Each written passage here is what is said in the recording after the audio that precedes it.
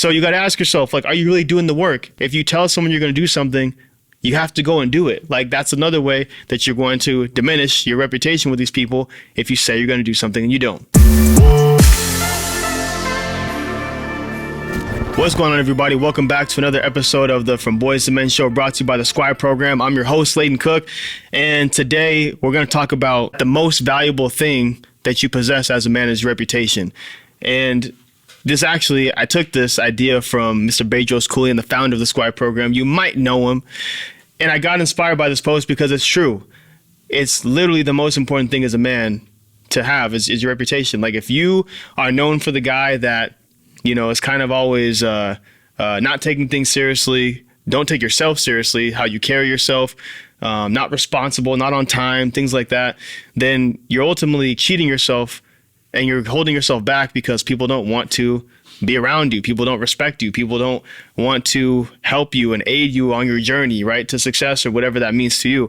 And so your reputation is everything, man. I think it always boils down to the biggest thing, the most important thing to men is that you want respect. All men want respect, right? In fact, we did a survey one time where we asked men, would you rather be more respected or would you rather be loved? And like 95% of men said they'd rather be respected versus loved. And I think most men fall in that line of thinking where they'd rather have respect than to be loved because they understand that as a man, respect is everything. So your reputation has a lot to do with that. You must be a walking, talking example of whatever it is you preach. Right? Like for me, here at the Squire Program, you know, we talk about being a man's man, being tough, going through physical challenges, putting yourself through controlled adversity, right? Because we know that if something pops off, we'll be able to handle ourselves. We talk about being a leader.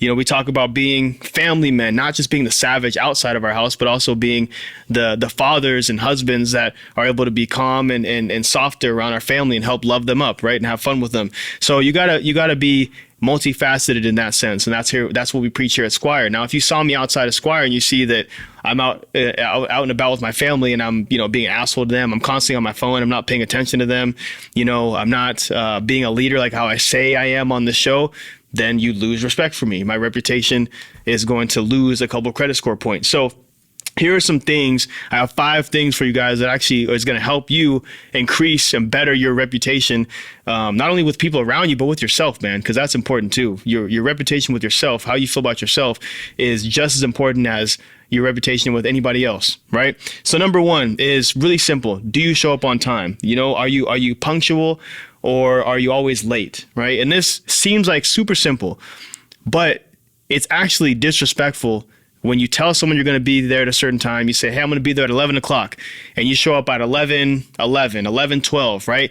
Those 10, 11, 12 minutes is a big deal. You're disrespecting that person's time, especially when you told them you're going to be there at a certain time and you didn't.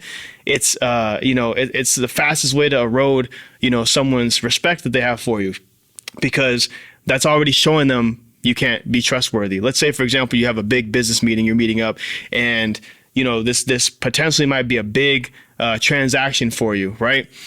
And you tell the person you're going to be there at 12 o'clock and you get there at 12:10, right? It's just 10 minutes, you might say. It's just 10 minutes, bro. I'm busy, he's busy, we're both successful entrepreneurs, we're supposed to meet and we're going to do this business deal, right? It's just 10 minutes.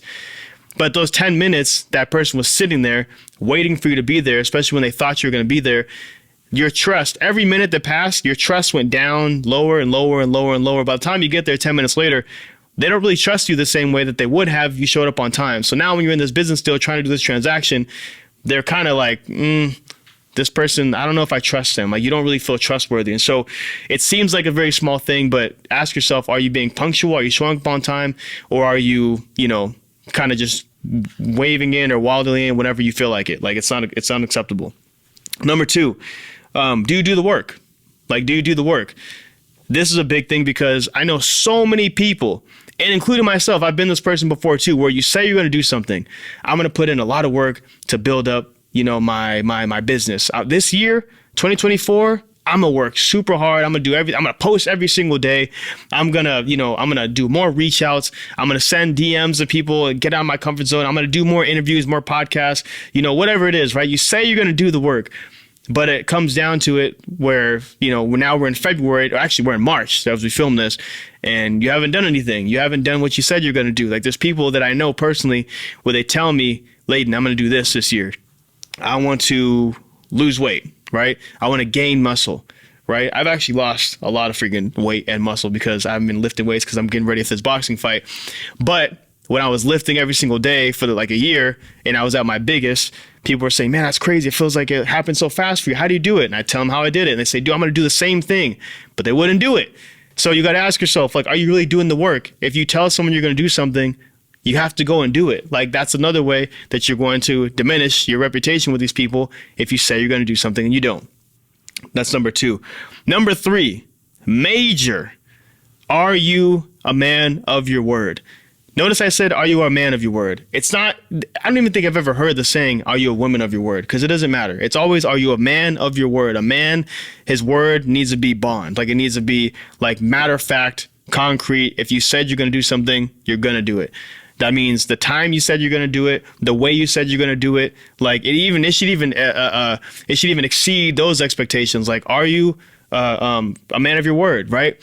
And I don't want to put this person on blast, so I'm not going to say who taught me, but I remember a specific person when I was maybe 6 or 7 years old taught me what it meant to be a man of your word. I said, well, what does that mean? I never heard that before. It says, this is what it means, right? It means that if you say you're going to do something, you do it, right? And I remember we had this conversation, and I remembered it forever, right? Since I was 6 or 7 years old, it's something that I remembered forever, right? Still to this day, I carry myself this way because this person's opinion and advice meant a lot to me.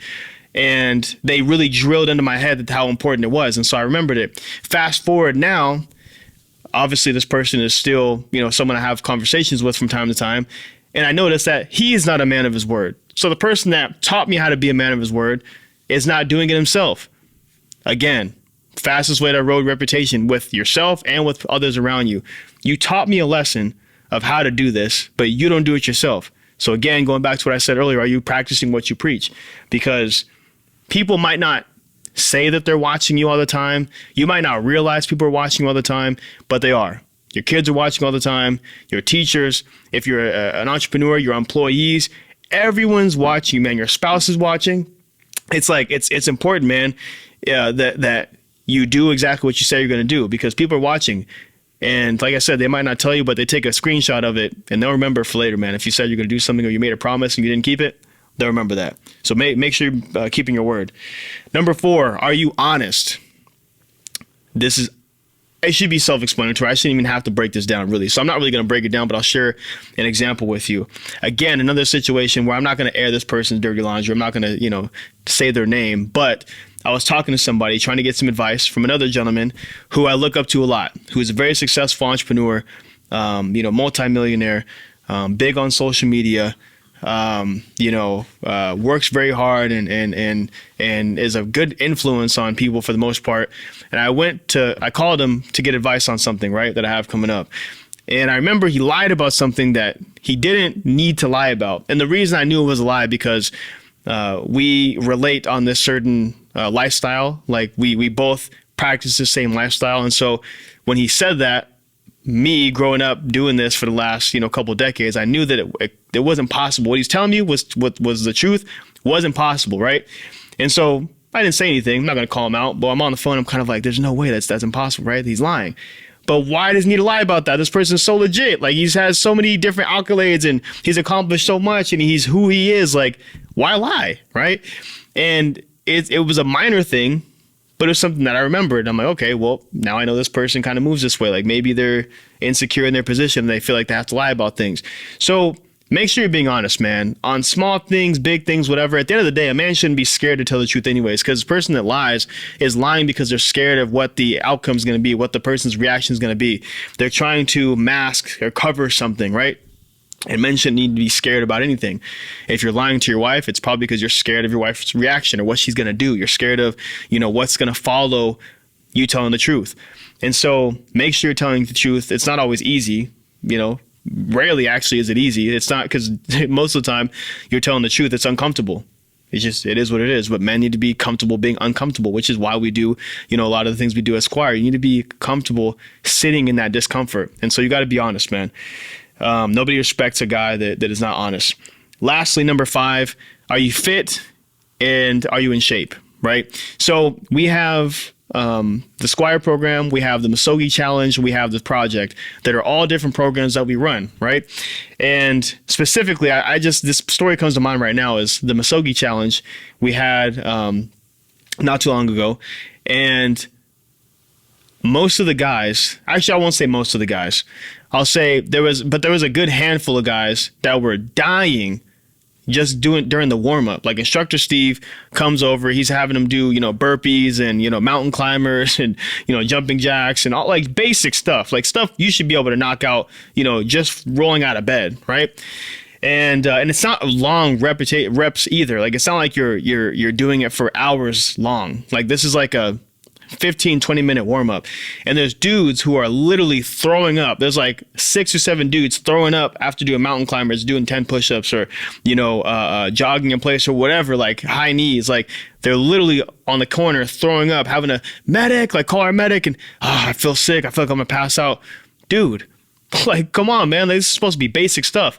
Now obviously for most people, or for a lot of people I should say, it's not basic, but you need to work to become more fit and get more in shape, increase your endurance, things like that, so that it becomes basic and easy for you, that it becomes just a task where it's like, I do this every day. It's nothing. It's just a warm up. Like that's not even the introduction to the day. Like it's just literally just warming you up so you can get ready to now go into the introduction for the day. And so the 5th thing is, are you fit and in shape? If you're overweight, it shows a couple things. It shows that you don't care enough about yourself to, take care of yourself, right? Like you want to be healthy. Like as a man, you want to be healthy. You want to be looked at as strong and fit and athletic, and that you can take care of business if anything happened, right? And so anyways, the last thing, number 5, is, are you fit and in shape?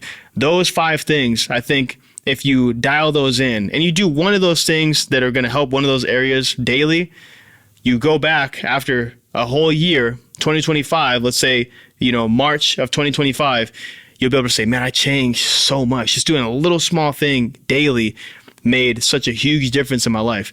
And so, guys, man, I really hope that was valuable for you guys. This is something that I always do myself. I'm not just sitting here, professing that you do it and sitting back and, eating Doritos all day and not working out and not, being a man of my word and being honest with my family and, my brothers, whatever.